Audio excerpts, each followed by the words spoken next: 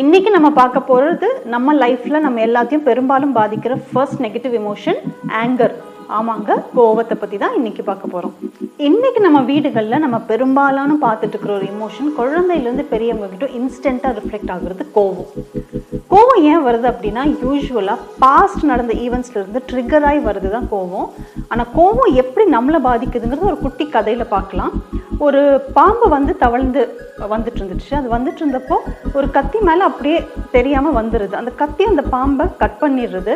பாம்புக்கு செம்ம கோவம் வருது. என்ன நீ என்னையே கட் பண்ணிட்டியா அப்படின்னு திரும்ப போய் அந்த கத்தி மேலே திரும்ப சுருண்டு நிற்குது. சுருண்டு நின்றுட்டு அந்த கத்தி ரொம்ப ஹார்டாக இருக்கிறத ஃபீல் பண்ணிவிட்டு, உனக்கு எவ்வளோ இது இருந்தால் இன்னும் நீ இவ்வளோ ஹார்டாக இருப்ப, நான் இவ்வளோ கோவப்பட்டு கூட உனக்கு எதுவுமே ஆகலை அப்படின்னு உன்னை நல்லா இறுக்கி பிடிக்கிறேன் பாருங்க. நல்லா அது கத்தியை சுற்றி தன்னை இறுக்க பிடிச்சிக்குது. அதோட விளைவாக அந்த பாம்பு என்ன ஆயிருக்குன்னு உங்களுக்கே தெரியும். அந்த கத்தினால் அந்த பாம்பு நல்லா கட்டாகி கீழே விழுந்து இறந்து போயிடுறது. ஸோ இந்த மாதிரி தான் கோவத்தினால நம்ம மற்றவங்களை பாதிக்கும் அப்படின்னு நினைக்கிற விஷயம் அதை தாண்டி உள்ளுக்குள்ளே நம்மளை வேற அளவுக்கு பாதிக்குது அப்படிங்கிறது நிறைய பேருக்கு புரியாமல் போகுது. ஸோ அது குழந்தைங்கள பெரிய அளவில் பாதிக்கிறப்போ அவங்களோட ஹார்மோன்ஸையும் அவங்களோட என்சைம் செக்ரீஷன்ஸையும் எந்த அளவுக்கு பாதிக்குது அப்படிங்கிறதுல கண்டிப்பாக இந்த ஜென்ரேஷனில் நம்ம ரொம்ப எக்ஸ்ட்ரா கேர் எடுத்து அதை கவனிக்க வேண்டிய ஒரு விஷயம். ஏன்னா கோபம் அப்படிங்கிறது நீங்கள் கத்துறதுனால வெளியில் போய் மற்றவங்களை பாதிக்கிற எமோஷன் கிடையாது.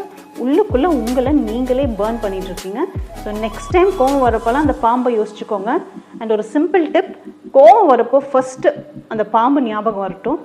கண்ணை மூடி 30 செகண்ட்ஸ் யோசிங்க. இப்போ நீங்கள் கத்துறதுனால யாருக்கு இழப்பு அப்படின்னு.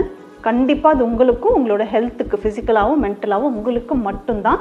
அண்ட் மேபி இஃப் அந்த பர்சனுக்கு இமோஷ்னலாக அட்டாச் ஆச்சுன்னா அவங்களுக்குமே ஃபிசிக்கலி அண்ட் மென்டலி அவங்க ரொம்ப ஹர்ட் ஆகலாம். ஸோ நெக்ஸ்ட் டைம் கோவம் வரப்போ ஒரு நிமிஷம் கண்ணை மூடிக்கோங்க, கை ரெண்டையும் இருக்க பிடிச்சிக்கோங்க, உங்கள் கோவத்தையெல்லாம் உங்கள் கையில் போடுங்க, இந்த பாம்பை யோசிச்சுக்கோங்க. உன்னை நீ கட் பண்ணிக்க போறியா இல்லை நீ அழகாக உன் வேலையை பார்த்துட்டு போக போறியா அப்படின்னு 2 விஷயங்கள் உங்களை கேளுங்க. கண்டிப்பாக உங்களுக்கு 30 செகண்ட்ஸ் ஆகிறதுக்குள்ளே ஒரு 10 to 1 ரிவர்ஸில் கவுண்ட் பண்ணுங்கள். இப்படி கண்ணை மூடி கை ரெண்டையும் டைட்டாக பிடிச்சி 10, 9, 8, 7, 6, 5, 4, 3, 2, 1 and let go. கவுண்டிங்கை உங்கள் மனசில் பண்ணுங்கள். இல்லை உங்களுக்கு ரொம்ப கத்தணும் போல் இருந்துச்சுன்னா நம்பர்ஸையே சத்தமாக சொல்லிவிட்டு அடுத்த வேலையை பாருங்கள். கோவம் உங்களை மட்டும் அழிக்கிறது இல்லை, மற்றவங்களோட சந்தோஷத்தையும் ஒரு அளவுக்கு பாதிக்குது. ஸோ சந்தோஷமாக இருப்போம், சந்தோஷத்தை மட்டுமே ஸ்ப்ரெட் பண்ணுவோம். கோவம் நியாயமானது தான், ஆனால் அது நமக்கு தேவையில்லாத ஒரு விஷயம். So let's spread smiles and happiness in this world and make it a better place to live.